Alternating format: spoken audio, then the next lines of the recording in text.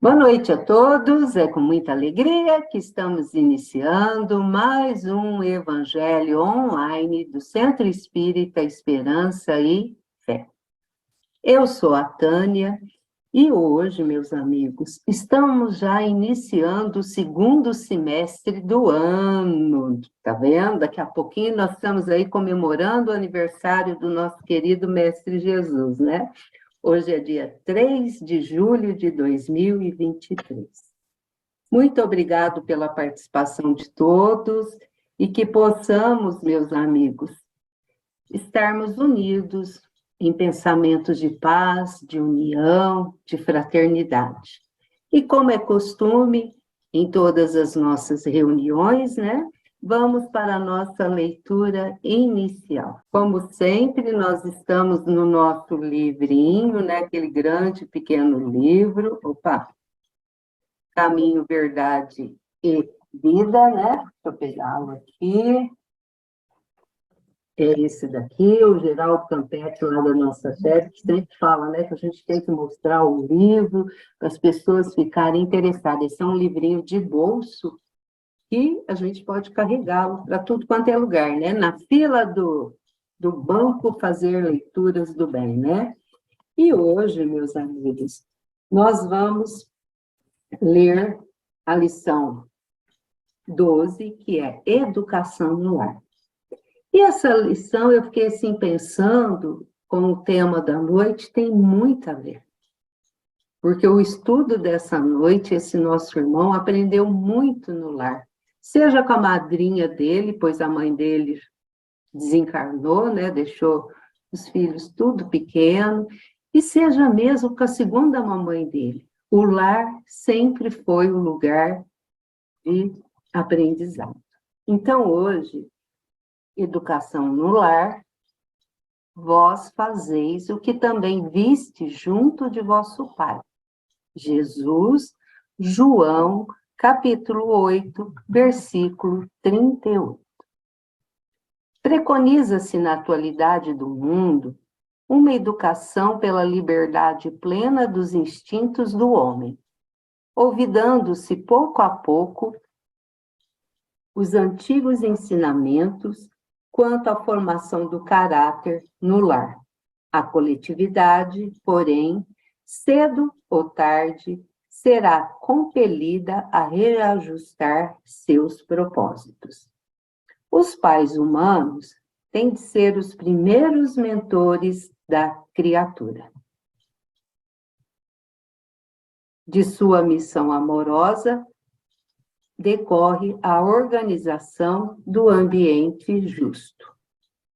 Meios corrompidos significam maus pais entre os que, a peso de longos sacrifícios, conseguem manter na invigilância coletiva a segurança possível contra a desordem ameaçadora. A tarefa doméstica nunca será uma válvula para gozos improdutivos, porque constitui trabalho e cooperação com Deus.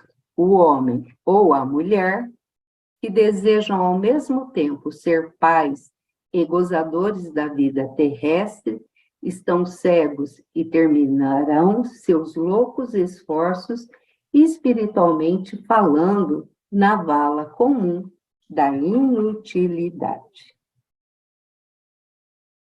Debalde se improvisarão sociólogos para substituir a educação no lar por sucedâneos abstrusos, que são soluções incertas, né? Que envenenam a alma. Só um espírito que haja compreendido a paternidade de Deus, acima de tudo, consegue escapar à lei pela qual os filhos sempre imitarão os pais, ainda quando estes sejam perversos. Ouçamos a palavra do Cristo, e se tendes filho na terra, guardai a declaração do Mestre como advertência. Caminho, Verdade e Vida, pelo Espírito Emmanuel, psicografia de Francisco Cândido Xavier. Essa lição, meus amigos, é uma lição que nos traz aí profundas reflexões, né? Somos modelos para os pequeninos que estão conosco, né? Mas vamos agora para a nossa oração inicial. Hoje, o Ronaldo, companheiro da nossa casa, né, lá do Centro Espírita Esperança e Fé, irá fazer para nós a oração inicial. Seja bem-vindo, Ronaldo. Obrigado pela oportunidade. Boa noite a todos, irmãos e irmãs, se assim me permite chamarem. Então Nós vamos que assim, né? agradecemos a sua presença aqui, meu amigo. Obrigado, mais uma vez. Vamos então tranquilizando, né, nossos corações através de nossa respiração, agradecendo ao nosso Deus Pai, Criador, onisciente, onipresente, onipotente, ao nosso irmão Jesus Cristo, nosso mentor e mestre, por abençoar nossas intenções, a nossa coragem, de nos darmos essa oportunidade de estarmos aqui reunidos, né, com o mesmo objetivo em Cristo Jesus, diante da vossa presença, com toda certeza, para que através seus ensinamentos, né, que estimulem em nós nossas mais intensas vibrações, nossos mais intensos sentimentos, nossos melhores sentimentos, que nos impulsiona assim diretamente para o nosso progresso, né, que nos fortalece, nos encoraja, nos faz ter a certeza de que a nossa fé nos traz realmente o que deve ser feito, o que pode ser feito, na verdade. E vamos ter a certeza de que estamos contribuindo diretamente nesse instante para essa transição planetária. Que assim, já podemos dizer que estamos cumprindo algo daquilo que nos responsabilizamos nessa trajetória. E para elevar ao máximo nossas vibrações e que essas energias possam ser usadas onde for necessário, segundo a santa vontade de Deus, eu vou fazer a prece das fraternidades. Nosso Divino Mestre e Salvador, fortalecei-nos e amparai-nos, para que possamos ajudar as forças do bem a transformar o mundo. Veneráveis mensageiros celestes, auxiliares de Jesus, fortalecei-nos e amparai-nos, para que possamos ajudar as forças do bem a transformar o mundo. Pai nosso, Criador nosso, fonte eterna de amor e de luz, fortalecei-nos e amparai-nos, para que possamos ajudar as forças do bem a transformar o mundo. Que assim seja, graças a Deus. Que assim seja, Ronaldo, e muito obrigada, Ronaldo, pela sua participação conosco. E antes de chamar a nossa convidada, eu vou chamar a nossa amiga Odília, que irá fazer para nós uma leitura para iniciarmos o nosso estudo. Porque essa pessoa eu escolhi do Evangelho, o homem de bem. E o homem de bem tem tudo a ver com o nosso estudo dessa noite. Ele tentou muito conosco, né, mostrar, né, tentou ser esse homem de bem através do seu exemplo. Então, seja bem-vinda, Odília. Obrigada, Tânia. Boa noite a todos. Boa noite, minha amiga. Deixa eu compartilhar aqui a tela. Prontinho, já está. Aí. Opa, isso, já está aqui, Tânia. Então, já posso? Pode, meu bem. Então tá. O homem de bem. O verdadeiro homem de bem é o que cumpre a lei de justiça, de amor e de caridade na sua maior pureza. Se ele interroga a consciência sobre os seus próprios atos, a si mesmo perguntará se violou essa lei, se não praticou o mal, se fez todo o bem que podia, se desprezou voluntariamente em alguma ocasião de ser útil, se ninguém tem qualquer queixa, enfim, se fez a outrem tudo o que desejara lhe fizesse. Deposita a fé em Deus na sua bondade, na sua justiça e na sua sabedoria. Sabe que sem a sua permissão nada acontece e se lhe submete à vontade em todas as coisas. tem fé no futuro, razão porque coloca os bens espirituais acima dos bens temporais. Sabe que todas as vicissitudes da vida, todas as dores, todas as decepções são provas ou expiações e as aceita sem murmurar. Possuindo do sentimento de caridade e de amor ao próximo, faz o bem pelo bem, sem esperar paga alguma. Retribui o mal com o bem, toma a defesa do fraco contra o forte e sacrifica sempre seus interesses à justiça. Evangelho segundo o Espiritismo, capítulo 17, Seres Perfeitos. É um dos capítulos mais difíceis do nosso Evangelho. E assim, agradeço a Odília, e eu quero convidar agora a nossa amiga Valdete, que irá fazer para nós um estudo sobre o Francisco Cândido Xavier, né? O Chico Xavier, mais intimamente. Eu falo assim, eu tive a oportunidade, eu era meninota, de estar uma vez com ele, né? A gente estava aqui perto e não conviveu tanto com esse espírito que veio, né, através dos seus exemplos também, nos mostrar o Evangelho de Jesus. E sexta-feira, né, Valdete, nós comemoramos 21 anos de retorno desse espírito para o plano espiritual. Minha amiga Valdete, seja bem-vinda. Muito boa noite. Estou muito feliz com esse convite, porque é difícil até falar sobre esse grande espírito que não gostava de jeito nenhum de ser exaltado, de ser elogiado, sempre humilde e simples. E até eu estava lendo, eu queria mostrar esse livro. Deu para ver? Deu, Valdete. Só levanta um pouquinho. É do Clóvis Tavares, 30 anos com... Levanta mais um pouquinho. Ah, é isso, certinho. 30 anos com Chico Xavier. É que o Clóvis Tavares conviveu com ele 48 anos. E ele foi praticamente o maior amigo dele. E que tinha intimidade de receber até correspondência, onde em cima o Chico colocava confidencial. Ou então ele punha assim, do olho para o fogo. E a mulher do Clóvis, que ainda é viva e faz lives, que ela é professora, e o filho dela, que é psiquiatra, o Flávio Mussa Tavares, eles fazem muitas lives, e eu ouço muitas lives deles. E então, ela dizia que muita coisa, nem ela, nem os filhos, sabiam das conversas e das cartas que eles trocavam entre si, porque eles conviveram existências e existências anteriores, mas muita coisa ficou entre eles. Então, não foi divulgado em respeito à figura dele.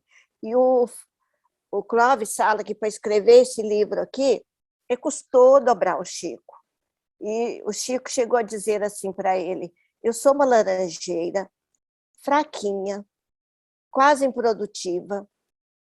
Aí se enxertam nessa laranjeira outras de qualidade boa, os frutos que virão pertencem a esses enxertos. Mas se tirar os enxertos, vai sobrar essa laranjeira muito fraquinha. Então, ele quis dizer que o trabalho dele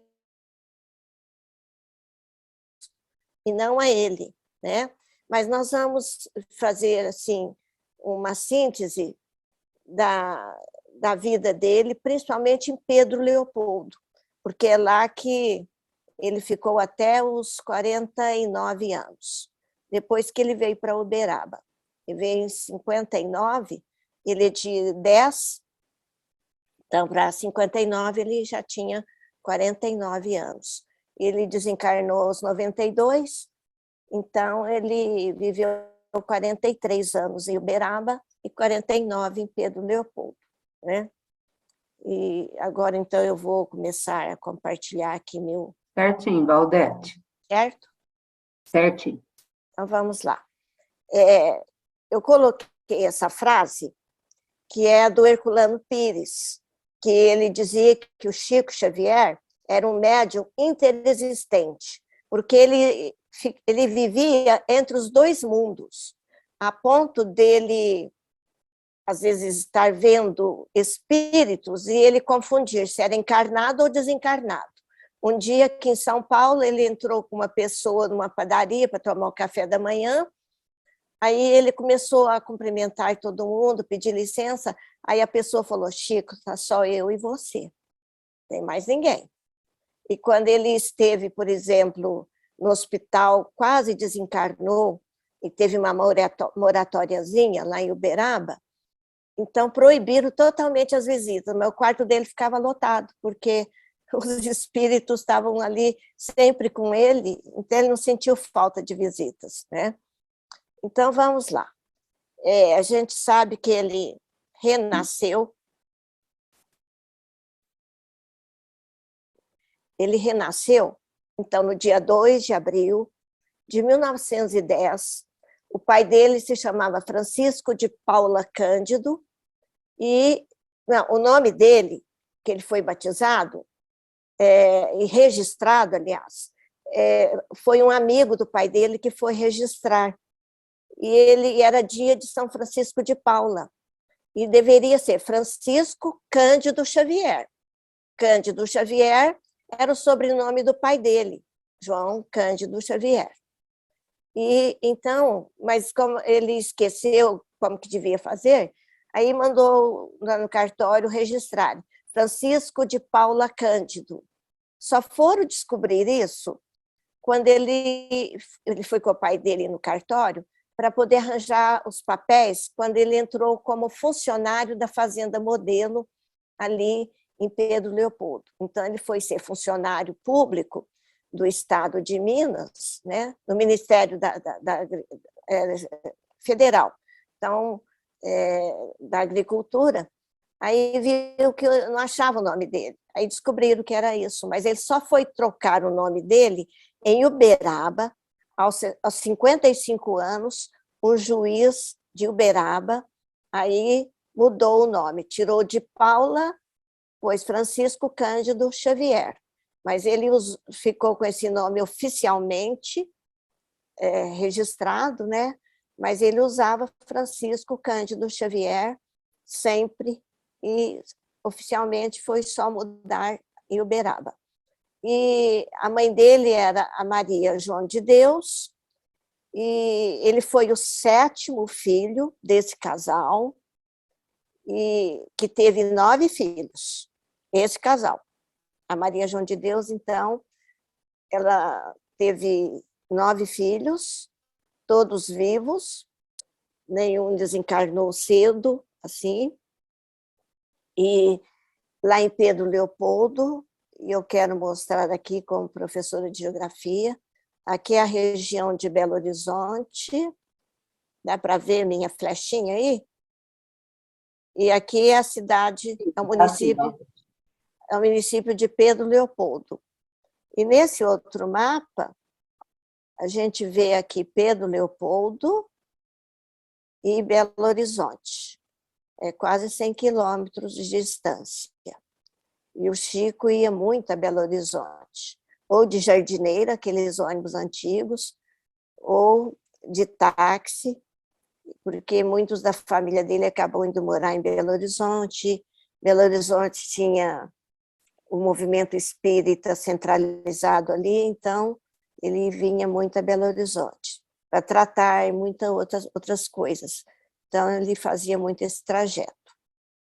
E agora nós vamos ver. O pai dele, ele nasceu em 1868 e desencarnou em 1960, aos 92 anos. A mãe dele nasceu em 1881, filha de uma lavadeira, muito pobre. Ela não pôde ter cultura, o pai dele também não. E o pai dele teve diversas profissões.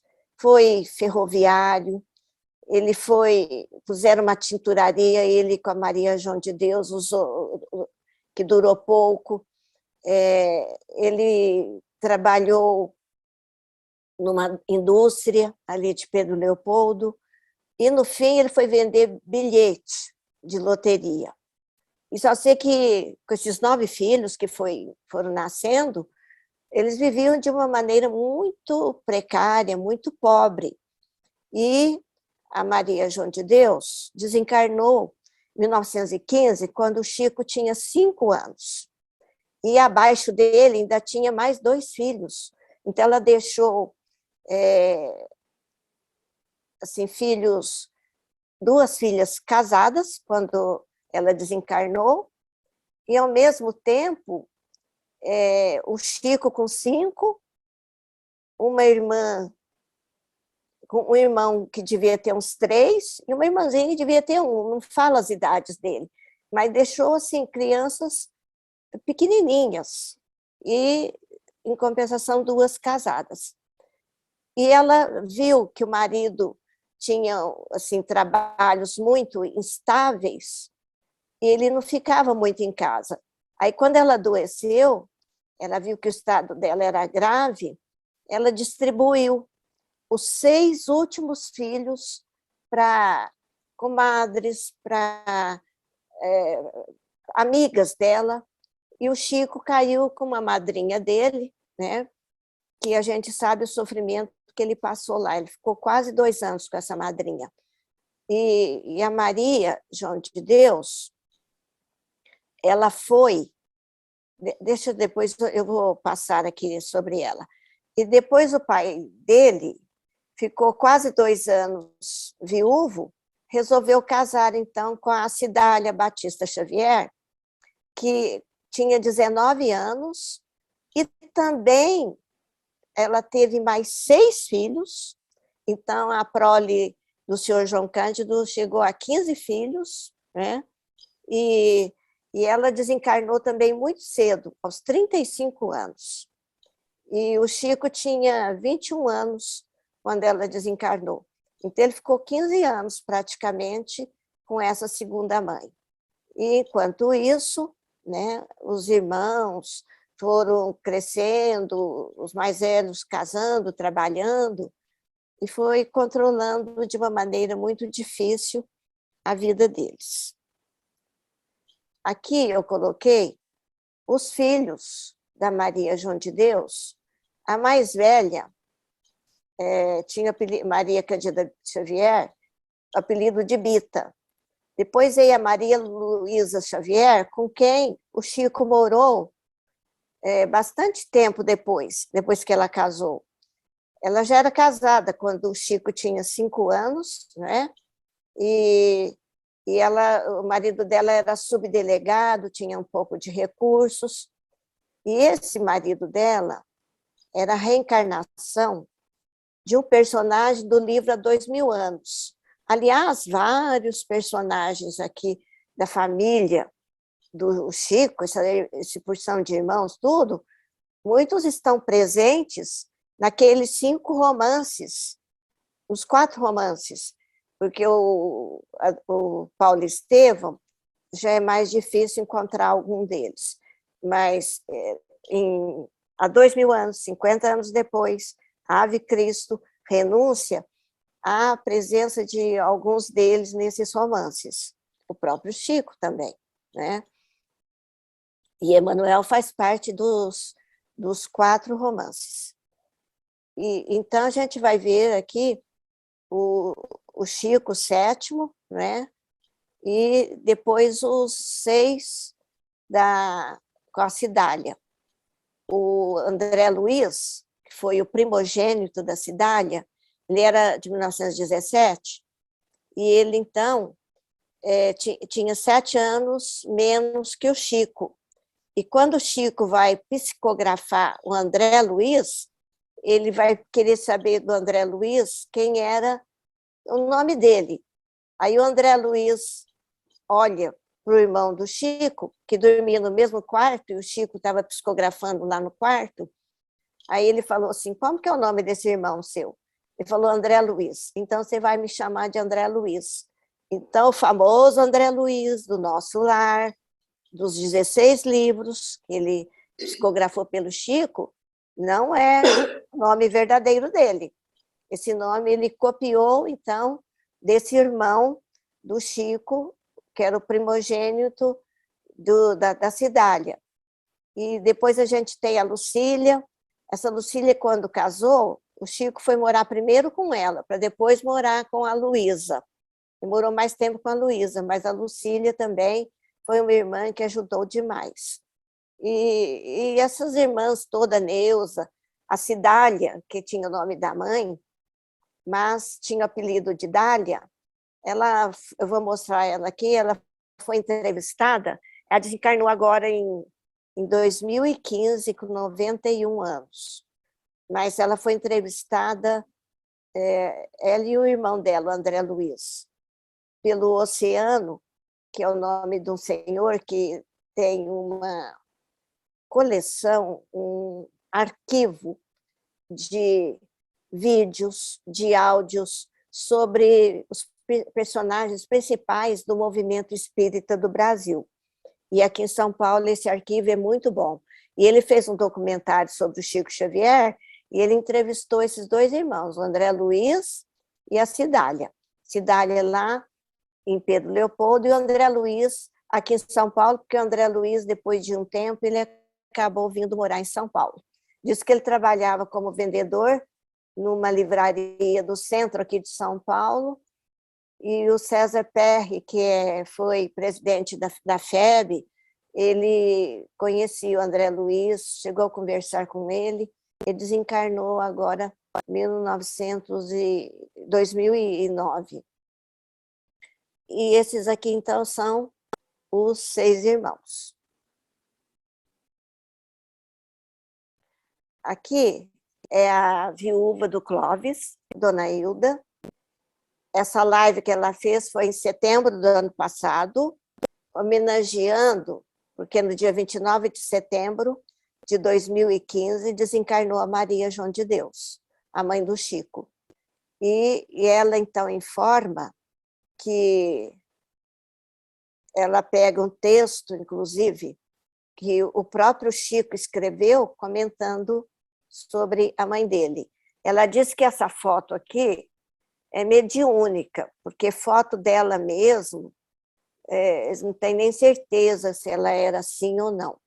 E essa aqui é a Dona Hilda, ela já está bem idosa e é a viúva do Clóvis Tavares, que faz essas lives que eu disse.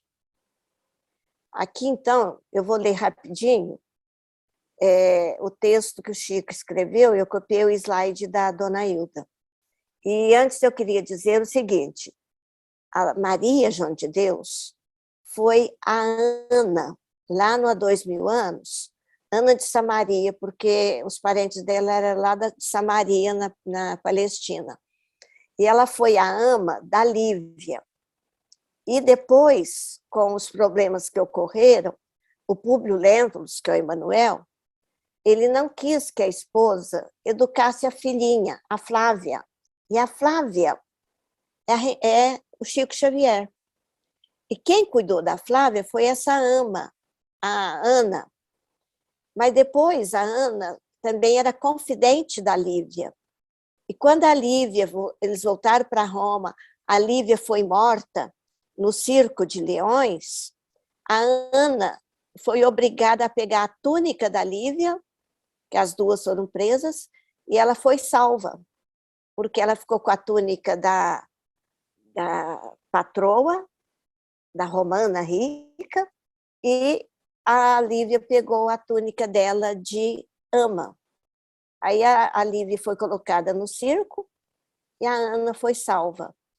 E a Ana acabou de cuidar, então, da Flávia, que acabou ficando cega no fim da existência.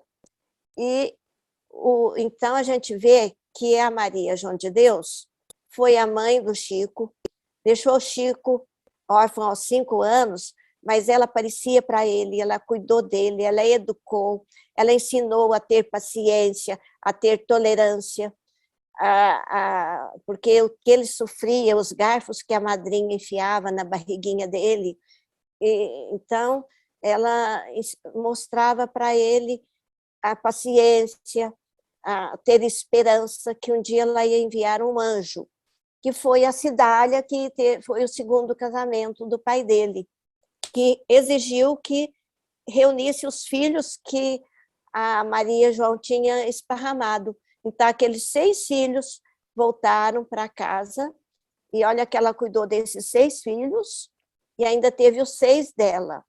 Ela cuidou dos 12, né? Porque os outros mais velhos, os 3 tinham já casado. E então, interessante, mostra que ela educou e cuidou da Flávia, Chico Xavier, lá em 2000 anos. E veio agora ser a mãe dele, só que ela cuidou do plano espiritual. Ela o protegeu do plano espiritual. Então, foi uma relação muito bonita desses 2 espíritos. E a Maria João de Deus era um espírito luminar. E ela, mesmo pobre, antes de casar, ela ia para o quintal, que ela morava na zona rural, ficar vendo as estrelas. E no livro que ela depois psicografou pelo Chico, Cartas de uma Morta, aí ela conta as viagens que ela fez em Marte. Por quê? Porque ela gostava tanto de ver os astros. Porque ela, numa recente encarnação lá na Europa, ela foi astrônoma. E ela era importante no meio social lá na Europa. Só que não se sabe o nome dela. Então, ela foi amba e aqui ela foi astrônoma. Então, ela era muito sábia, muito culta, espírito evoluído. Então, Chico aqui rapidinho. Nas páginas que vão ler, são de autoria daquela que foi na Terra minha mãe muito querida. Isso é o Chico escrevendo. Minha genitora chamava-se Maria João de Deus e desencarnou nesta cidade em 29 de setembro de 1915. Filha de uma lavadeira humilde de Santa Luzia, do Rio das Velhas, ali na região de Belo Horizonte. Ela não pôde receber uma educação esmerada, mas todos que a conheceram afirmam que os sentimentos do seu coração substituíram a cultura que lhe faltava. Eu contava 5 anos de idade quando minha mãe desencarnou, mas mesmo assim nunca pude esquecê-la. E ela, no berço da morte, ela falou para o Chico que ela ia fazer uma viagem. Então, ele ficou com isso. E, ultimamente, graças ao Espiritismo, ouço a sua voz, comunico-me com ela, e ao seu espírito generoso, devo os melhores instantes de consolo espiritual da minha vida. Aí estão, minha mãe, as tuas páginas. Elas vão ser vendidas em benefício das orfanzinhas. Deus permita que os pequeninos que sofrem recebam conforto em teu nome e que a misericórdia divina te auxilie, multiplicando as tuas luzes na vida espiritual. Pedro Leopoldo, Minas Gerais, 25 de junho de 1938, Francisco Cândido Xavier.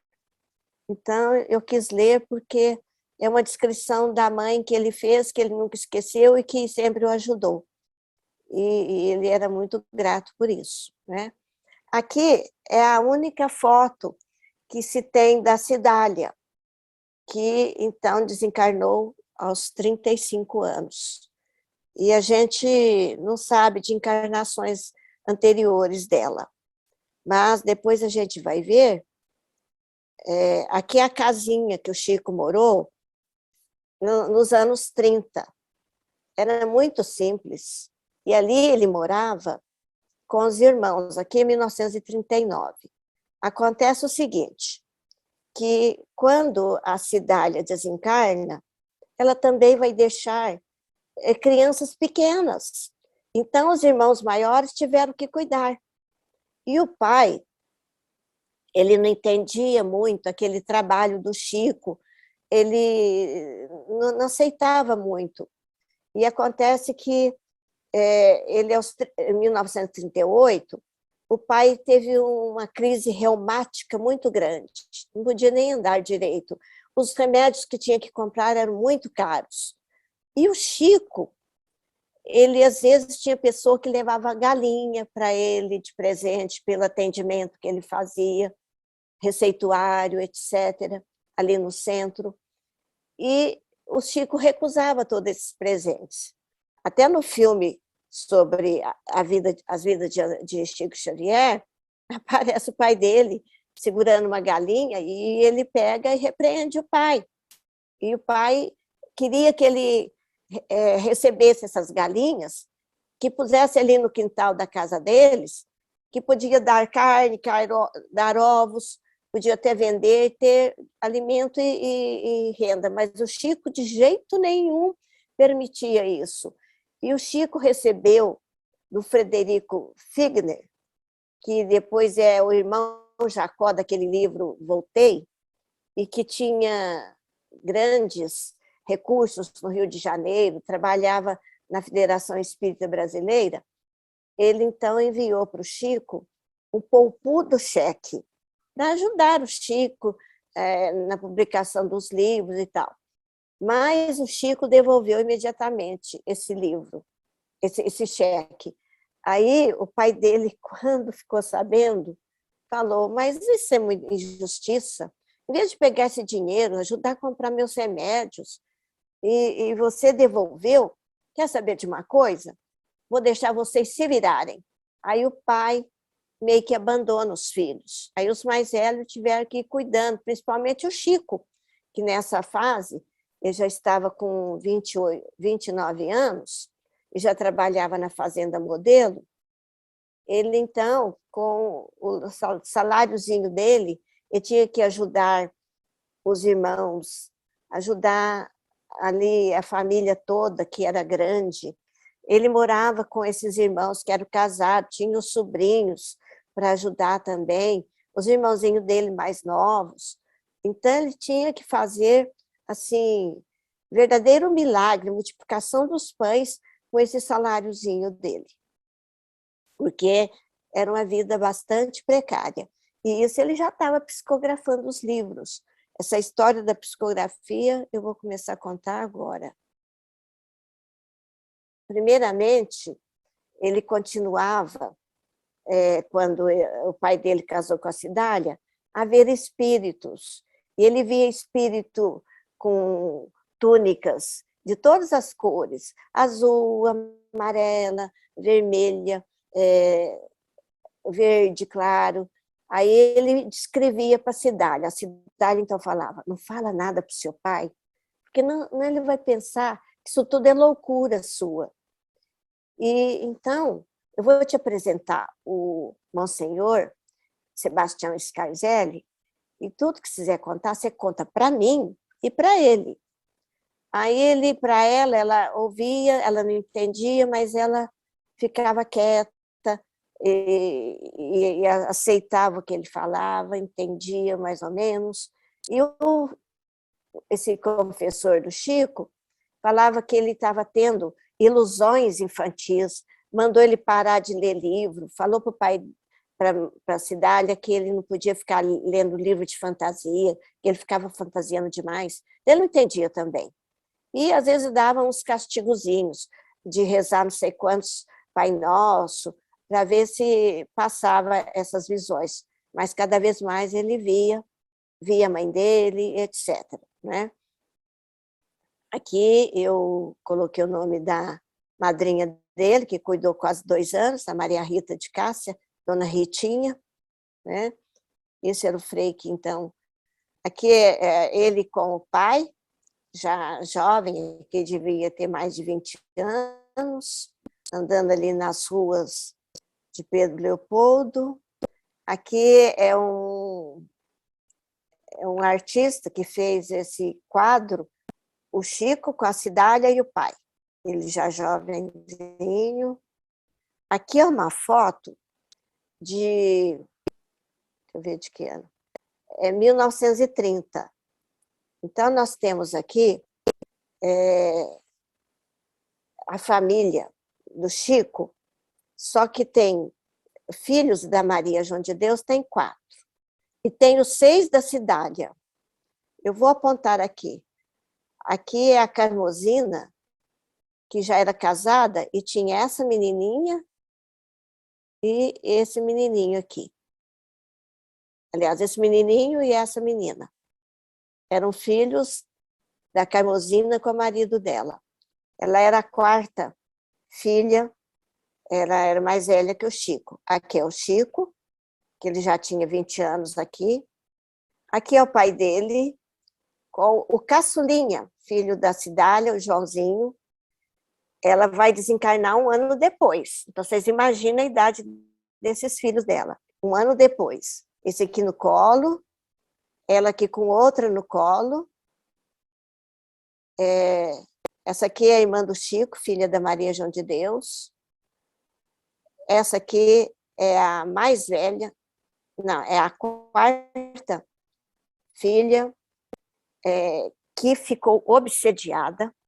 Isso aqui ela já estava boa, porque isso aqui em 1930 foi em 1927 que vai acontecer dela ficar obsediada, numa situação muito difícil.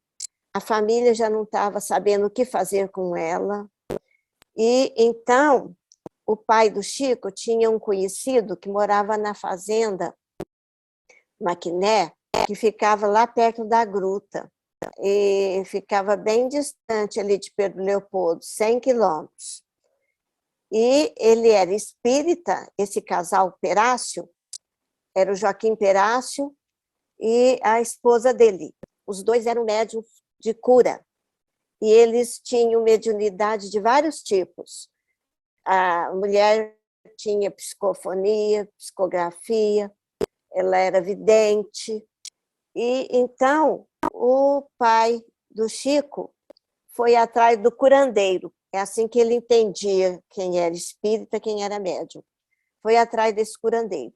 O Chico estava com 17 anos, 1927. Nessa foto não, é antes disso. Aí esse casal, Perácio, chegou e fizeram um trabalho aqui com ela, depois eu vou falar mais detalhes. Acabaram levando ela para a casa deles, lá na fazenda. Ela ficou lá mais de 1 mês e foi liberta dos obsessores. Ela voltou boa, então por isso que aqui ela está bem. Só que essa coitada aqui teve 2 filhos, que também foram médiuns. E um deles, quando ficou jovem, ele começou a dizer que a mediunidade dele era tudo mentira, e a do Chico também, a do tio. Aí começou a haver uma perseguição grande para o Chico, e esse foi um dos fatores que ele teve que deixar Pedro Leopoldo e ir para Uberaba. Esse sobrinho dele depois acabou arrependendo, mas ele foi instrumento de obsessores que perturbaram muito o Chico, o trabalho do Chico. E ela também sofria com esses obsessores. Ela chegou a pôr fogo no corpo depois, mais tarde, mas ela acabou vivendo ainda mais tempo. A Maria, esqueci o nome dela, que está atrapalhando, não estou enxergando. Maria da Conceição. Hã? Maria da Conceição. Maria da Conceição. Foi por causa dela que o Chico se tornou espírita. Depois eu vou falar detalhes, mas deixa eu acabar de mostrar a família. Então, essa aqui é o caçulinha da Cidália, a Cidália com a segunda, a penúltima. Depois aqui nós temos a outra filha dela, aqui mais outra, e o André Luiz. Esse é o primogênito. André Luiz, a Lucília. Essa aqui é a Cidália, que tinha o nome da mãe. E então, aqui é a Neuza, e aqui é a Dorinha, e o Joãozinho. 1, 2, 3, 4, 5, 6. Os 6 filhos dela. E 1, 2, 3, 4 filhos da Maria. Então, aqui foi 1 ano antes da morte da Cidália. Eu que fui fazendo as contas, somando aqui os nomes. O Chico, quando ele já era jovem, né? A Cidália, por exemplo, ela era 2024, ela era 14 anos mais jovem que o Chico. Mas quando ela ficou adolescente, o Chico já trabalhava na fazenda, o Chico adorava ver filme. Então, ele vinha com a Cidália, com a Dália, falava, Dália, hoje vai ter filme lá. Aí lá ia ela com o Chico ver os filmes. Aí perguntaram para ela que tipo de filme que ele gostava, mais musicais. Ele gostava. Aliás, ele gostava muito de música. Diz que ele ficou tão triste quando morreu a Carmen Miranda, a Elis Regina, que ele sofreu bastante com a morte delas. Mas mais no fim, ele gostava das músicas brasileiras. Mas no fim, ele acabou gostando mais de música clássica. E aqui é o cinema, então, onde eles iam. Aqui é o Chico bem novinho. Ele era bem cabeludo, ó, só que depois ele passou a perder. Aí todo mundo fala que ele era bonito. E aqui é Pedro Leopoldo, nessa época deles aí.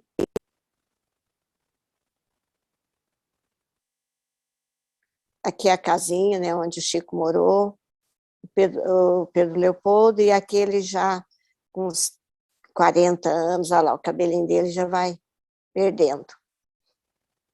Isso é porque a gente depois vai vê-lo usar peruca e boné, né? Então, isso já em Uberaba. Aqui em Pedro Leopoldo, não. Pedro Leopoldo, ele... Aqui é o casal, que a gente só tem essa foto. O José Hermínio Perácio e a dona Carmen Pena Perácio, que foram acudir os problemas lá da irmã do Chico. E um médium de Belo Horizonte falou para esse Perácio, senhor Perácio, aqui, senhor José, que ele tinha que cuidar muito do Chico, porque o Chico tinha uma tarefa muito grande, e que eles tinham que mudar para Pedro Leopoldo. Eles moravam nessa fazenda que ficava ao norte ali de Pedro Leopoldo. Aí ele acabou, então, mudando, depois que curou a irmã. Então, deixa eu passar aqui, ó. E agora eu vou falar nas datas. Então, no dia 7 de maio de 27, esse casal vai atender a Maria da Conceição Xavier. E eles levaram o Evangelho segundo o Espiritismo e o Livro dos Espíritos. E a dona Carmen, a dona Carmen, ela, quando fizeram ali, de manhã, chegaram na casa lá da irmã do Chico, onde o Chico morava, aí, quando fizeram lá preces, leituras e passes, né, na irmã do Chico, ela tinha o apelido de Tiquinha. Na Tiquinha, o espírito da Maria João de Deus comunicou pela dona Carmen e disse assim, disse para o Chico, vocês têm aí os livros que estão à nossa frente, são 2 tesouros de luz. Aí quando o José, o seu Perácio, viu o espírito falando isso, dando essa mensagem, eles deram de presente para o Chico, deixaram os 2 livros lá. O Chico leu o livro. Só sei que no dia 10, daí 3 dias, já foi avisar o padre que agora ele era espírita e que ele ia desenvolver a mediunidade dele e que ele ia trabalhar, então, com o espiritismo. Então, já virou, já se transformou no médium. E, a partir de então, quando voltou para casa, eles trouxeram o casal Perácio, a Tiquinha, para a casa dela, lá, foi em maio, daí, depois de mais de um mês, eles voltaram, depois de um mês voltou, e ficaram uns dias ali na casa dela, e resolveram fundar o centro, e fundou, então, na casa do irmão do Chico, que era mais velho que o Chico, o José Cândido Xavier. Esse José Cândido tem uma história bonita também, que eu vou contar, se der tempo. Deixa eu ver quantas horas. Nossa, já estou aqui finalizando quase. Então, eles fundaram o centro, e logo depois, o centro foi ali na casa do José, depois mudou de casa e tudo, mas sempre ali ligado à família. E só em 1950 ele teve uma sede nova. E a primeira psicografia que o Chico fez foi, então, maio, daí 2 meses do atendimento da Tiquinha, da volta dela, da fundação do centro. Daí, uns dias, o Chico psicografa a primeira mensagem. Foi enorme, e puseram lá Espíritos Amigos. Então, foi a primeira mensagem dele, dia 8 de julho de 1927. Por isso que eles contam a tarefa dele a partir dessa data. Mas de 27 a 31, quando sai o Parnaso de Além Túmulo, que ele vai psicografar as poesias, os poemas, os espíritos mandaram ele rasgar tudo que ele tinha escrito. Porque nesse período ele recebeu muita mensagem de conselho para a família, dos amigos espirituais, mas falaram para ele que era tudo rascunho. E ele falou que o braço dele pesava, parecia que tinha chumbo. E ele, então, foi treinando. E esse treinamento é que preparou para o trabalho dos livros. E o casal Perácio acabou, então, indo morar em Pedro Leopoldo. E esse cara, até 1934, quando, por problemas financeiros, eles tiveram que ir para Belo Horizonte, onde o Perácio era motorista de táxi, e deixou, então, ali o centro. E, com isso, nós vamos ver que vai dar uns probleminhas. Aqui é a casa do José Xavier, e o centro foi aqui um tempo bom. Aqui é a entrada, era muito pequeno o lugar ali, e já era criança, pessoas que já estavam frequentando o centro. Aqui aconteceu o seguinte: quando foi em 32, os frequentadores foram diminuindo, sobraram só 5, orientados, então, pelo Emanuel, porque em 1931, o Chico viu o Emanuel pela primeira vez lá naquele açude. Eu vou mostrar rapidinho. Deixa eu, então, só mostrar o que aconteceu. Então, em 32, tinha o casal Perácio, aqui, ó, a Carmen e o José. O José Xavier, ele tinha casado com a Geni, o Chico.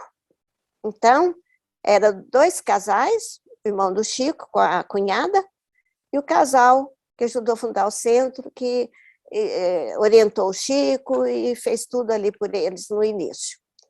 E Emanuel sempre ali presente. Quando foi, no meados de 32, o casal Perácio ainda estava ali. Só que o Chico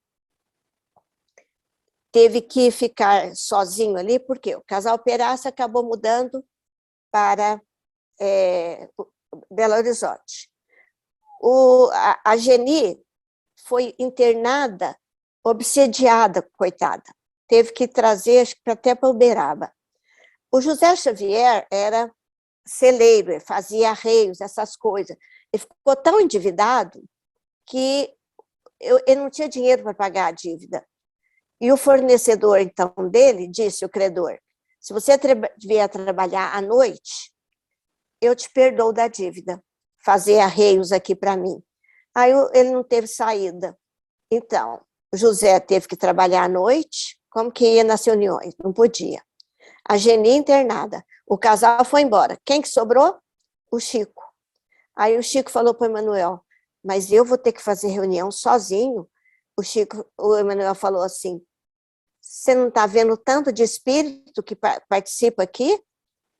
é muito maior o número do que os encarnados. Você vai abrir reunião no horário certo, vai fazer 2 horas de reunião, você vai ler Evangelho e vai explicar as lições para os espíritos.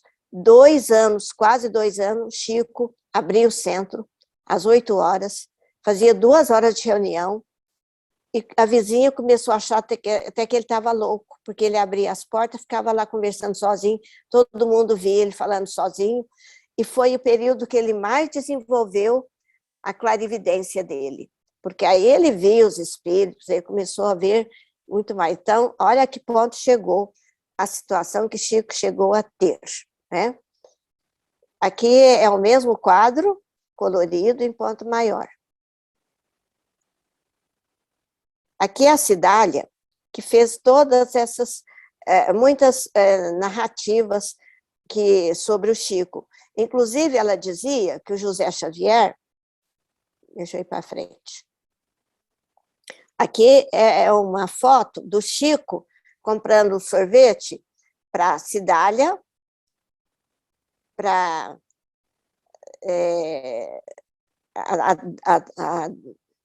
a última irmã dele, a caçula lá da Maria, filha da Maria, e a Lucília, que hospedou muito o Chico Xavier.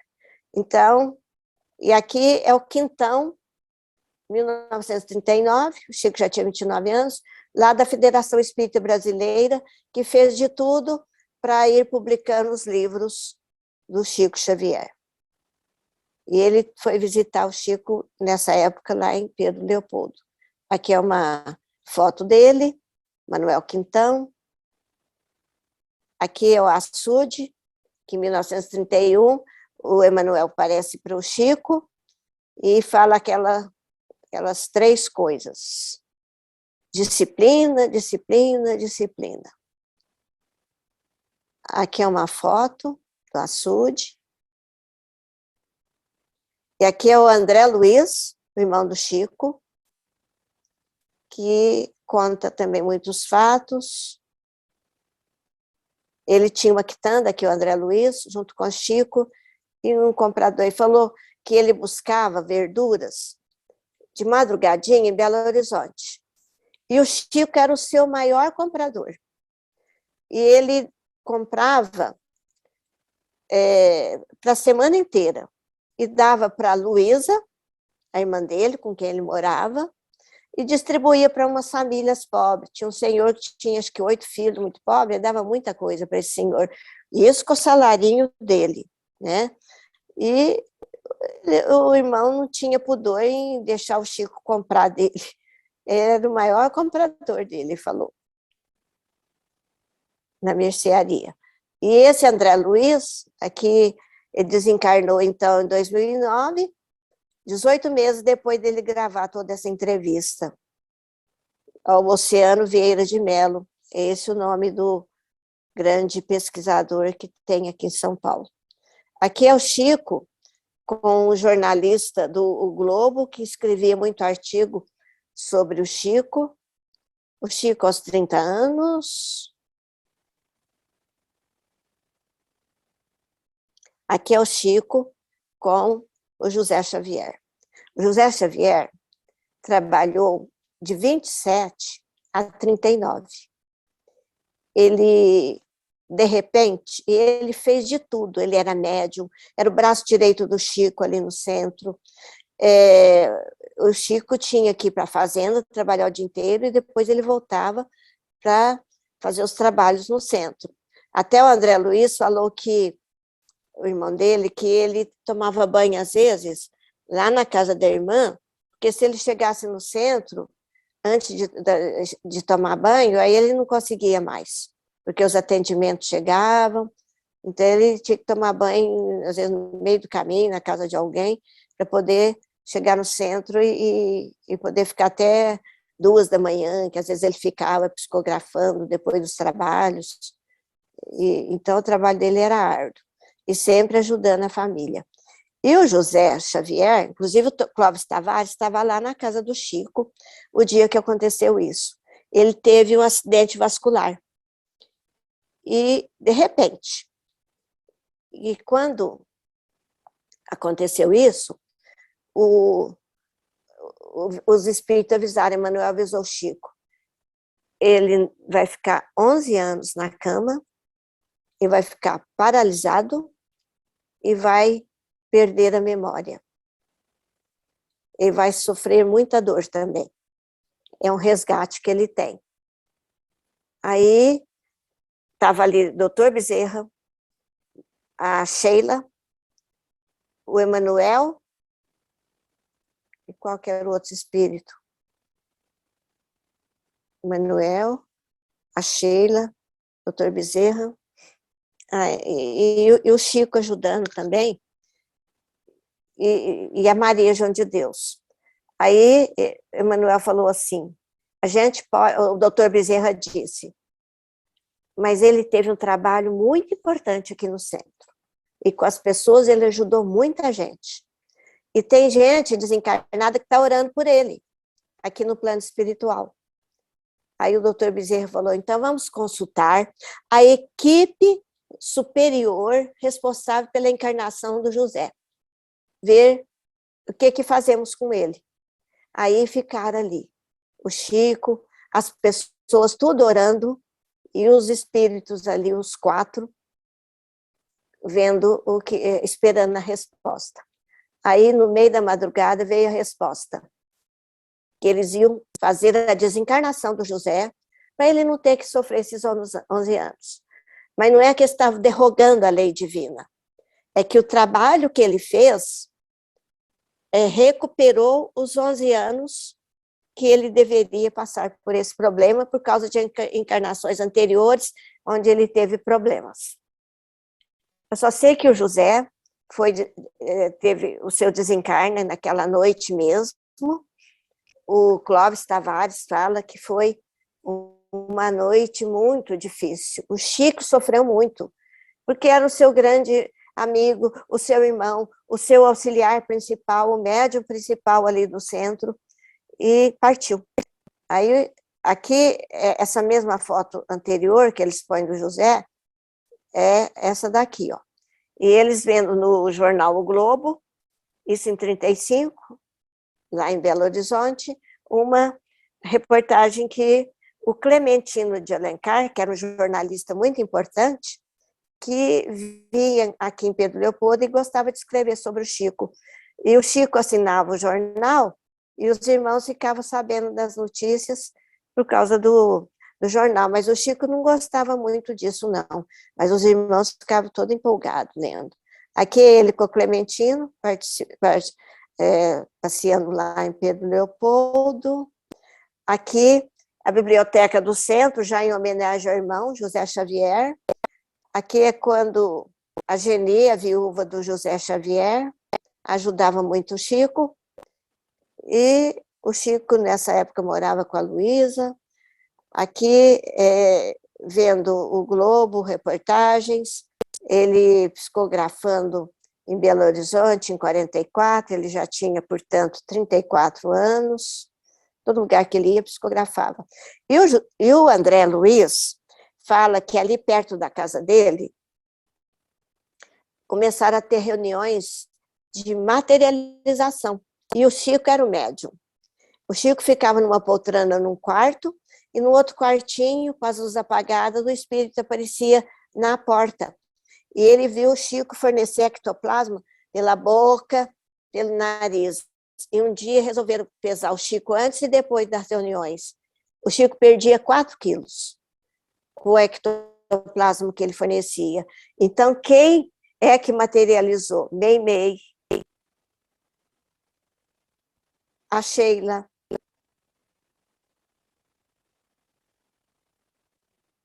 a Cidália, o André Luiz, que era o filho dela, né? Ele falou, eu vi minha mãe, eu participei dessas reuniões. E minha mãe vinha com muita luz, a Cidália, toda iluminada.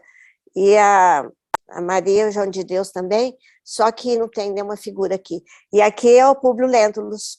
Ele falou, ele era tão alto, ele era da altura da porta até mais. O mais bonito que ele viu, a tocha de luz dele trazendo ali na mão. E um espírito que irradiava muita luz. Então, o André Luiz chegou a ver essas materializações. Só que o Emanuel falou para o Chico parar com elas, porque a função dele era a psicografia, que no plano espiritual a equipe já tinha organizado. Ele ia escrever 30 livros. O Chico ficou desorientado. Como 30 livros? E quando saiu o primeiro, ele falou, foi a coisa mais difícil. 30 livros. Aqui são as sedes do centro, foi fundado, então, em 27. Aqui é a sede atual, funciona até hoje. Aqui é a Lucília, com quem ele morou, depois o cunhado dele. Aqui é a Lucília, ó, já idosa, com o Arnaldo Rocha, o viúvo da Meimei. Aqui é uma filha da Cidália, a Dália, essa que morreu agora em 2015, essa aqui morreu antes. Aqui é a Luísa, o Chico ficava na casa dela, para ela que levava as verduras lá. Aqui é a Cidália, no aniversário do Chico, em 48, quando o Chico fez 38 anos. O bolo de aniversário, aqui o delegado lá, o marido da Luísa, e aqui o pai do Chico, João Cândido. Aqui é o marido da Luísa, e construiu uma casa para o Chico receber os amigos, porque era muita visita que o Chico tinha lá em Pedro Leopoldo, e ficava dias. O Clóvis Tavares era um. Ele ficava lá na casa das irmãs. Durante o dia que o Chico estava trabalhando na Fazenda Modelo, ele ficava lá nas irmãs, passeava. Aqui é o Chico, no centro, com irmãs e médiuns. Ele aqui de charrete, passeando. Aqui o Chico adorava crianças. As crianças eram a felicidade dele e os animais. Aqui também, ele...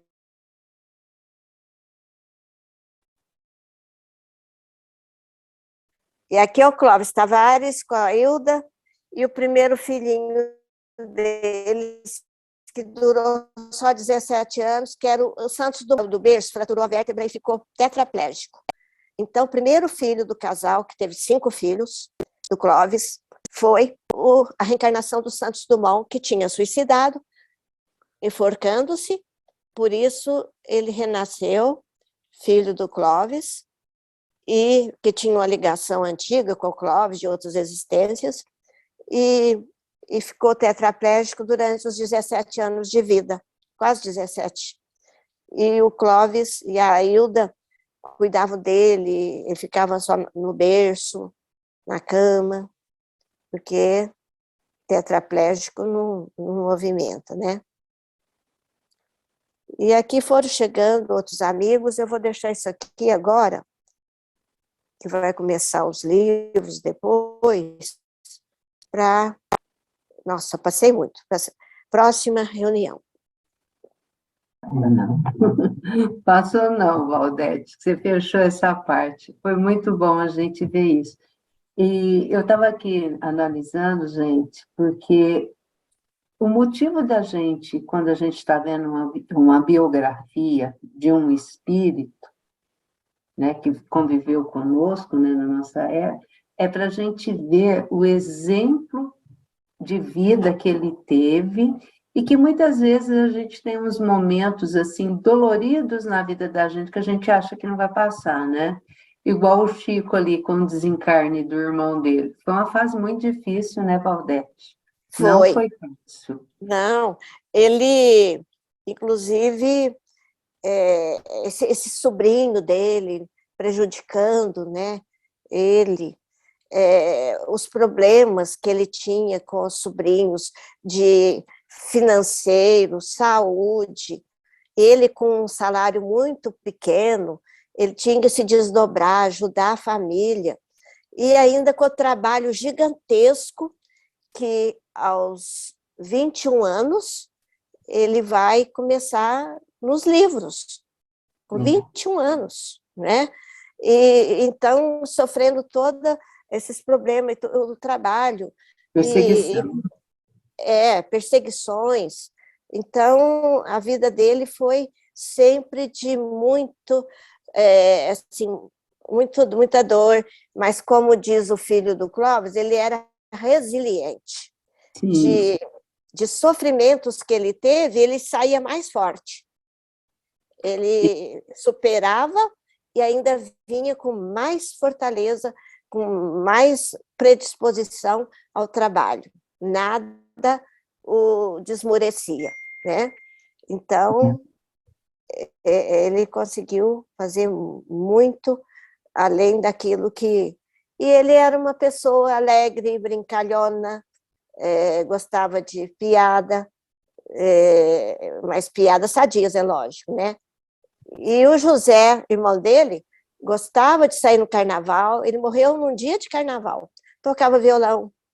O outro irmão dele, Mundoca, tocava pandeiro, cavaquinho. Então, eles faziam um grupo, e a Dália, a Cidália, ela cantava, não a mãe, né?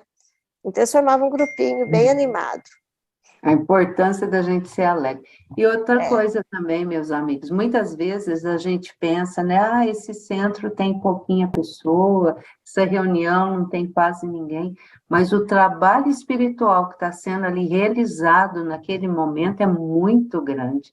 Então, casa cheia não quer dizer nada, né? Num centro espírita. E sim, porque o Chico ali fazendo um trabalho só para os espíritos, e a Valdete também, porque eu falo que eu sou da linha dentro do espiritismo da evangelização, né? Tem outras amigas aqui também, igual a Valdete. A Valdete já nos contou que teve uma evangelização que foi afastada todas as crianças para que pudesse fazer o trabalho espiritual também naquela evangelização, né, Valdete? Então, tudo isso, a gente não sabe do que é que a espiritualidade está fazendo, né? E quando a gente adentra a casa espírita, a gente tem que ter um trabalho de mentalização no bem, de tudo, porque mesmo nas reuniões públicas, né, precisa dessa sintonia, porque senão a coisa desanda, né? Mas foi muito bom, Valdete. E eu vou deixar vocês com um gostinho assim gostoso até o próximo mês, se Deus quiser. A Valdete vai voltar e vai falar, já vai começar as obras, né, Valdete? Acho que tem um pedacinho ainda, né? Da biografia e entra nas obras. Sim. Esse trabalho, meus amigos, a Valdete é muito estudiosa, e ela ainda está estudando, ela está num grupo fechado sobre a vida e obra do Francisco Cândido Xavier, e nos ajudando também, nos passando, né, nos dando força na caminhada, porque aqui, olha, nessa sala virtual, e os nossos amigos que forem assistir posteriormente, ninguém está passando por momentos difíceis na vida, né? Foi só o Chico. Então, é um momento da gente fazermos as nossas reflexões para seguirmos em frente, né? Amiga, gratidão. Muito obrigada. Eu que agradeço. Muito obrigada. Nós que agradecemos. E agora, meus amigos, nós vamos para nossas finalizações, passando, né, a nossa pauta do mês, que o mês que vem nós teremos aqui conosco o Edson Júnior, que é lá de Goiânia, ele estará aqui conosco, vai falar sobre esquecimento do passado. Depois teremos uma que vocês não conhecem, que sou eu, que vou falar sobre a oração. Depois nós teremos a Semana Regional Espírita, eu não sei quem será o orador, e fecharemos a última segunda-feira com um jovem, o Estevão Gonzalez Elias, que irá também trabalhar um tema do Evangelho. Então, fica aqui o nosso agradecimento. Agradecemos também aos amigos que estão colocando aqui no chat também os agradecimentos, né, o estudo da nossa amiga, e que possamos seguirmos firmes e fortes. E eu vou convidar agora a todos para a sensibilização final. Vamos elevar nossos pensamentos até Deus, nosso Pai, agradecendo pela oportunidade de estarmos agora, nesse momento tão precioso que o nosso planeta está passando. Dizemos que estamos caminhando aí, né, para o ápice da nossa transformação do nosso planeta, que possamos, Senhor, termos fé, confiança, sempre o pensamento elevado, para que possamos passar firmes e fortes. Rogamos também a Jesus, nosso Mestre Maior, nossa querida Mãe Santíssima, a equipe do nosso querido Senhor José Marques Garcia, o patrono espiritual da nossa casa, do Centro Espírita Esperança e Fé, que ampare, que ilumine a todos que estão aqui conosco, a todos que posteriormente também estarão, que essa equipe possa trazer o medicamento espiritual que será colocado em nossas águas, fluidificando, e que possamos sempre caminharmos para a frente e para o alto. Seu Adalto? Sim. Senhor Deus, Criador do céu e da terra, poderoso é o vosso nome, grande é a vossa misericórdia. Em nome de vosso Filho Jesus Cristo, recorro a vós neste momento para pedir bênçãos para as nossas vidas. Que a divina luz incida sobre nós. Com as vossas mãos, retirai todo o mal, todos os problemas, todos os perigos que estejam ao nosso redor. Que as forças negativas que nos abatem se desfaçam ao sopro da vossa bênção. O vosso poder destrua todas as barreiras que impedem o nosso progresso. E do céu, as vossas virtudes penetrem em nosso ser, dando paz, saúde e prosperidade. Abra, Senhor, o nosso caminho, que os nossos passos sejam dirigidos por vós, para que não tropecemos na caminhada da vida. Nosso viver, nosso lar, nossa saúde e nossas amizades sejam sempre por vós abençoadas. Entregamos em vossas mãos poderosas o nosso corpo, o nosso espírito, o nosso destino e, principalmente, o nosso trabalho, na certeza de que Deus está sempre do nosso lado, nos protegendo, nos amparando em todos os segmentos de nossas vidas. Façamos agora, de corpo e alma e coração, os nossos sinceros agradecimentos. Mais uma vez, muitíssimo obrigado, Senhor. Que assim seja, e muito obrigada a todos vocês, meus amigos. Um beijo no coração de todos e até a próxima semana, se Deus quiser.